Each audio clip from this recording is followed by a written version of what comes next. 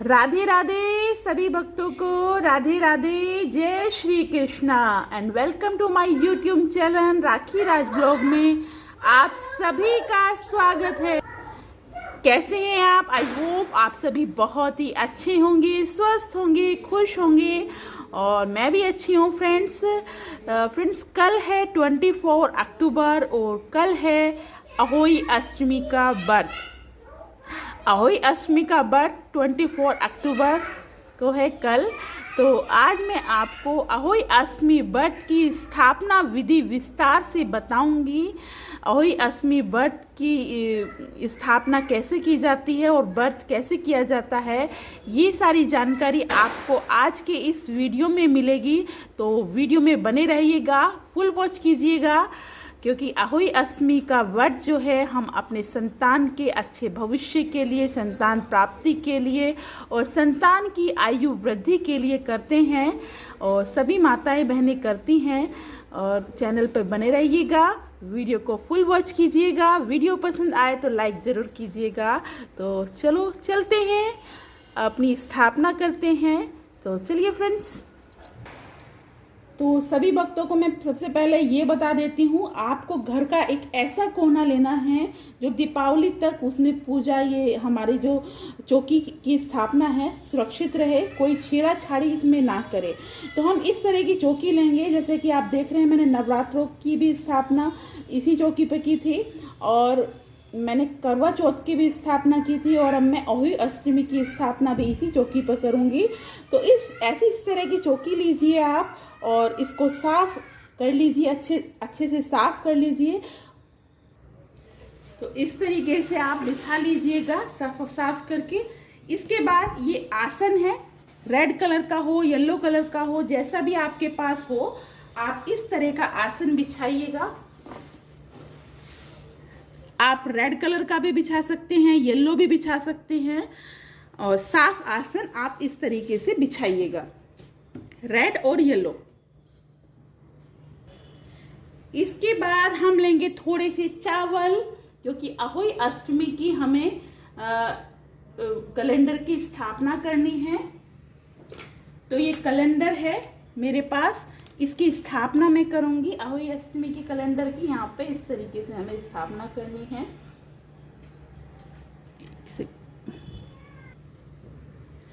Calendar लीजिएगा या इस तरीके से अपना कैलेंडर जड़वा लीजिएगा। पुराना हो तो पुराने कैलेंडर पे आप जल के छींटे लगाकर आप उसको इस्तेमाल कर सकते हैं। अगर कैलेंडर नहीं लेते, किसी के यहाँ पे ऐसा होता है कि दीवार पर बनाई जाती है, तो आप दीवार पर भी बनाकर पूजा कर सकते हैं, क्योंकि हर घर की, हर क्षेत्र की अलग अलग विधि होती है। लेकिन इस तरह के कैलेंडर की पूजा की जाती है। 10-5 रुपये का मार्केट में मिल जाएगा, तो हर साल अलग ही ले लीजिए और जो पुराना कैलेंडर हो उसको गंगा में सिला दीजिएगा। तो इसके बाद हम करेंगे गणपति जी की स्थापना। गणपति जी की स्थापना करने के लिए मैं आपको एक बात बताना चाहूँगी। गणपति जी हमारे इसमें बने हुए हैं, कैलेंडर में बने हुए हैं, लेकिन अगर आपके पास गणपति जी की कोई मूर्ति हो, इस तरह की कोई मूर्ति हो, तो आप गणपति जी की मूर्ति की स्थापना भी अहोई अष्टमी के बराबर में ही कर सकते हैं, ठीक है?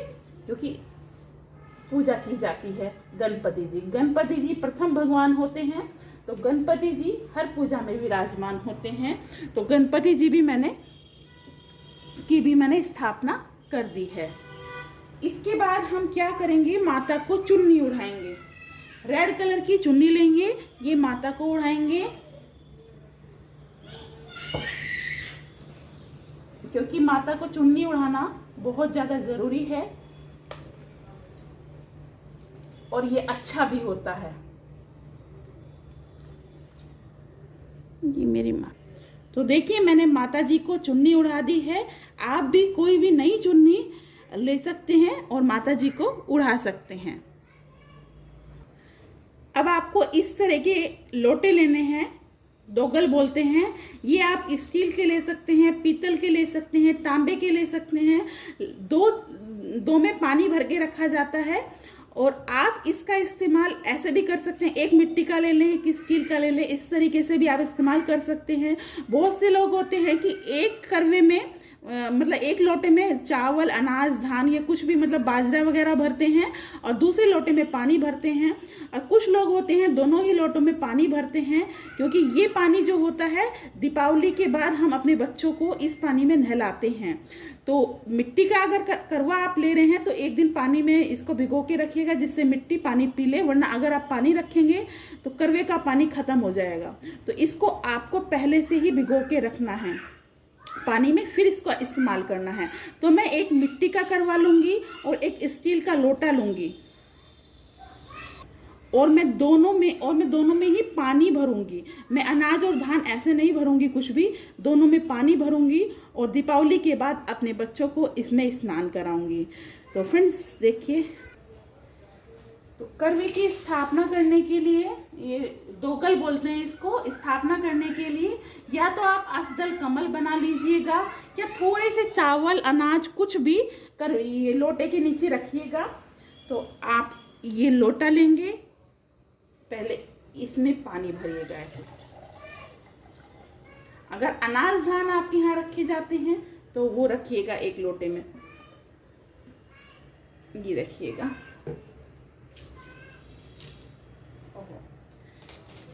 ये इसके ऊपर ढक देते हैं। इसमें मैंने थोड़े से चावल भर दिए हैं। इसके बाद मैं इसके ऊपर ये स्टील का लोटा रखूंगी, ठीक है, और स्टील की एक प्लेट से इसको ढक दूंगी। इस तरीके से हमें करना है। और इसके बाद हम ये माला होती है ना हमारी श्याहू माला, ये मैंने आपको कल भी दिखाई थी, ये हमें इस तरीके से लोटे पे बांधनी होती है। इसको कैसे बांधेंगे, तो आप इस तरीके से स्याहू माला अपने दो गल पर चढ़ा सकते, मतलब पहना सकते हैं। कुछ लोग होते हैं अपनी होई माता को पहनाते हैं, और जब कहानी हम सुनते हैं तो कहानी हम इसको हाथ में लेके ये अपने गले में पहनकर सुनते हैं। कुछ लोग हाथ में लेके सुनते हैं, कुछ लोग गले में पहन के सुनते हैं। और रात के समय थोड़ी देर के लिए अपने जो आपके एक दो जो भी बच्चा हो, अपने बच्चे के गले में थोड़ी थोड़ी देर के लिए ये माला को पहनाना। और ये माला दीपावली तक इसी तरीके से डोगल पर या होई माता की तस्वीर को पहनाए रखना। ये चीज़ें हम दीपावली को, कुछ लोग छोटी दीपावली पे हटा देते हैं लोटा, कुछ लोग बड़ी दीपावली पर हटाते हैं, कुछ लोग गोवर्धन पर हटाते हैं। और अगर किसी को पता ना हो कि कब हटाना है तो वो बड़ी दीपावली पर ये हटा सकते हैं लोटे, और इनमें अपने बच्चों को स्नान करा सकते हैं। कुछ माताएं बहनें ऐसी होती हैं उनके बच्चे नहीं होते, बच्चों की कामना के लिए वो होई माता का व्रत करती हैं, तो वो लोटे के जल का क्या करेंगी, वो लोटे के जल को किसी पौधे में दे देंगी। तो पौधा जैसे तुलसी के पौधे में देंगी और माता से आशीर्वाद लेंगी। तो ये इतना हो गया हमारा, हमने दोगल चढ़ा दी, दोगल भर ली है और माता जी की स्थापना हमारी हो गई है। अब हम बढ़ते हैं आगे। इसके बाद हम क्या करेंगे, इस तरह का मतलब ये लोटा सभी के पास होता है जिसमें जल चढ़ाते हैं। तो इसमें थोड़ा सा तो आप पानी भर लीजिए और थोड़ा सा गंगा जल भर लीजिए और अपने सभी देवी देवताओं को सभी को छींटे दीजिएगा शुद्धिकरण के लिए। सभी को स्नान कराइए, शुद्धिकरण कराइए यहाँ का, ठीक है। और इसको भर के साइड में रख लीजिएगा। इसके बाद हम वस्त्र रूपी कलावा सभी को पहनाएंगे। माता जी को पहनाएंगे, गणपति जी को पहनाएंगे, और अपने दोगल पे मैंने पहना रखा है, दोगल और लोटे पे पहनाएंगे। सबसे पहले हम गणपति जी को पहना देते हैं। इसके बाद हम अहोई माता को पहनाते हैं। गणपति जी के बाद मैंने पहनाया होई माता को वस्त्र रूपी कलावा। अपने जल के लोटे में भी बांध लीजिएगा जिस पे आप कहानी सुनेंगे। तो गांठ नहीं बांधते, हम इसको लपेट देते हैं। देखिए, लपेट देते हैं। लोटे पे मैंने पहले से ही बांधा हुआ है।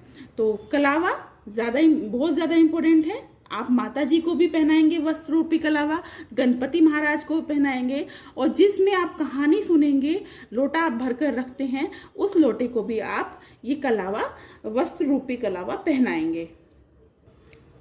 उसके बाद आपको 1 गिलास चावल गेहूं भर के रखना है और दक्षिणा रखनी है अपनी यथासंभव जो भी आप देना चाहें। पंडित पंडिताइन जो भी आपको कहानी सुनाए या मंदिर में दे आए, इस तरीके से आपको दक्षिणा रखनी है। फल रखना चाहें, ग्लास में भर के फल रख सकते हैं। कुछ भी आप जो आपको कथा सुनाए, कहानी सुनाए इसकी अहोई अष्टमी की, आप उसको ये चीज़ दान कीजिएगा। साथ में फल, मिठाई और जो भी आप गिलास के अंदर ड्राई फ्रूट्स भरें या कोई भी अनाज भरें, वो कहानी सुनाने वाले को आपको देना है। इसके बाद आपको सतिया बनाना है। यहाँ पे सतिया बोलते हैं ना, वो सतिया तो जानते होंगे आप लोग, नहीं जानते तो देखिए।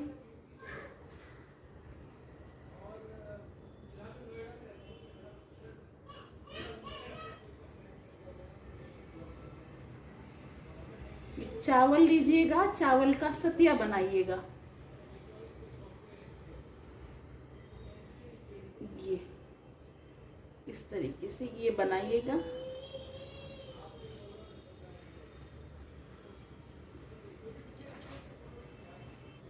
इस तरीके से बनाइएगा और उसके ऊपर धूप दीप को विराजमान कीजिएगा।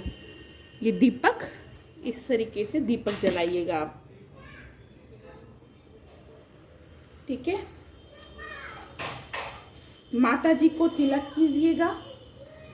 सबसे पहले गणपति माता भगवान को तिलक करते हैं, उसके बाद माता जी को तिलक करते हैं, माता जी को तिलक करते हैं। सभी जो देवी देवता हमारे कैलेंडर में विराजमान हैं, सभी को तिलक कीजिएगा। लोटे पर भी तिलक कीजिएगा। और स्वास्तिक जो मैंने ये बनाया दीपक के नीचे, अगर आपके लोटे पे बना हुआ नहीं है तो इस दोगल पे भी स्वास्तिक बनाइएगा। मेरे लोटे पे बना हुआ है पहले से ही। तिलक लगाइएगा सब जगह और अपनी चूड़ियों पर तिलक लगाइएगा, अपनी मांग में भी भर लीजिएगा, अपने माथे पर भी लगाइएगा। तो फ्रेंड्स, ये तो हो गया रोली का तिलक। इस दिन हल्दी के तिलक का भी बहुत महत्व होता है। ये होली वाले दिन हल्दी का तिलक भी लगाया जाता है। तो सभी भगवान को आप हल्दी का तिलक भी लगाइएगा। जैसे आपने माता जी को ये रोली का तिलक लगाया, ऐसे ही सभी भगवान को आप हल्दी का तिलक भी लगाइएगा, सभी को। और अपने माथे पर भी लगाइएगा, अपने बच्चों को भी लगा दीजिएगा ये हल्दी का तिलक। इसके बाद बायने के लिए आप जो भी अपनी सासू माँ के लिए, जेठानी के लिए या ननंद के लिए, नंदोई के लिए जो भी आप बायना निकाल रहे हैं, तो उसमें साड़ी, कपड़ा जो भी जोड़ा है उसको भी माता जी के पास में ही रखिएगा। और उसमें चूड़ियाँ वगैरह होती हैं, श्रृंगार का सामान होता है। साड़ी, कपड़ा जो भी आपकी माता जी या जेठानी पहनती हैं, जिनको आप बायना देते हैं, मैं अपनी जेठानी को देती हूँ। तो जो भी अपनी जेठानी, दौरानी को, छोटी को तो नहीं देते, बड़ों को देते हैं। ननंद का रिश्ता बड़ा होता है, ननंद को देते हैं। तो आप ये बायने की थाली, जो भी आपने कपड़ा तैयार किया है, वो भी माता जी के बराबर में ही रखिएगा और उस पर भी कलावा बांध दीजिएगा। मायके के लोगों को, मायके पक्ष को बायना नहीं दिया जाता। जो भी बायना आप निकाल रहे हैं, ससुराल पक्ष के किसी भी बड़े को आप बायना दे सकते हैं। जो लोग ससुराल पक्ष के बड़े को नहीं देते, वो किसी पंडिताइन को, पंडित को दीजिएगा। और अगर पंडित और पंडिताइन भी नहीं मिलते तो गाय माता तो कहीं हर जगह मिल जाएंगी, आप गाय माता को अपना बायना दीजिएगा। और ये कपड़े की पूजा होती है, शाम को खाने की पूजा होती है, फिर तारे को जल दिया जाता है। तो कपड़ा अपनी होई माता के पास में ही आप रखिएगा। इसके बाद आप 13 दाने गेहूं के, चावल के, जो भी आप यूज़ करती हैं, बाजरा, जो भी 13 दाने हाथ में लीजिएगा। और दूब हो आपके पास, नवरात्रों के नवरात्रे हो, हाथ में लीजिएगा और संकल्प कीजिएगा, माता रानी मेरी जो बच्चे की आयु को बढ़ाओ, मेरे बच्चे का उज्जवल भविष्य बनाओ, मेरे बच्चों पर अपना आशीर्वाद बनाए रखना। मैं आपका व्रत करने की प्रतिज्ञा करती हूँ, अपना आशीर्वाद मेरे बच्चों पर हमेशा बनाए रखिएगा। और हाथ में ये लेकर आप कहानी सुनिएगा, ठीक है। मैं आपको कहानी भी इसी वीडियो में सुनाती हूँ। तो कहानी इस प्रकार है बहनों। किसी नगर में एक साहूकार रहता था। उसके 7 लड़के थे।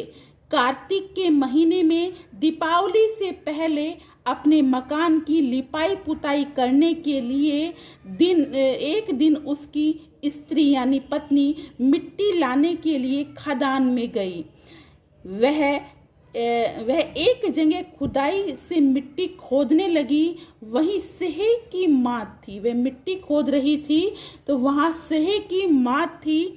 अचानक कुदाली सेहे के बच्चे को लग गई। जिस चीज़ से वो खोद रही थी, मतलब जिस चीज़ से भी वो खोद रही थी, खुरपा था जो भी था वो उसके सेहे के बच्चों को लग गई और वह तुरंत मर गया।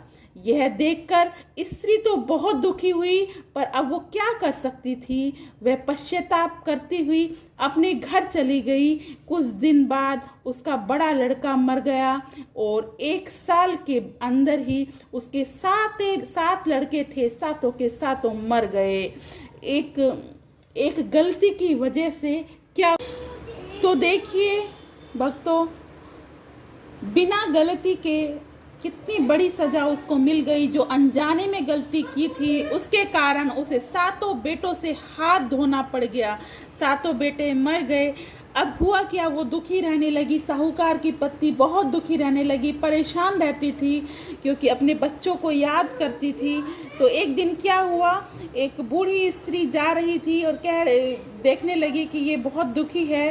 बूढ़ी स्त्री कहने लगी, बेटा दुखी क्यों है तू? तो वो कहने लगी, मुझसे गलती तो कुछ नहीं हुई, अनजाने में मुझसे सेहे के बच्चे मर गए खुदाई करते समय। तो वो कहने लगी, तेरा आधा पाप तो धुल गया है बेटा, क्योंकि तूने मुझे ये बात बताई। अब तू एक काम करना बेटा, अब अष्टमी के दिन सेहे के बच्चों के चित्र बनाकर सेहे के बच्चों के चित्र बना पूजा किया कर। सेहे के बच्चे के चित्र बनाओ और उनकी पूजा करो।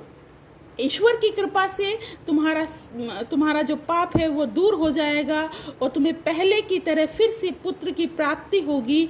उस स्त्री ने आगामी कार्तिक कृष्ण अष्टमी को व्रत किया और तब से वह लगातार व्रत और पूजा करती रही। ईश्वर की कृपा से उसे फिर से 7 पुत्र हुए, पुत्र की प्राप्ति हुई। तभी से इस व्रत की परंपरा चली आ रही है।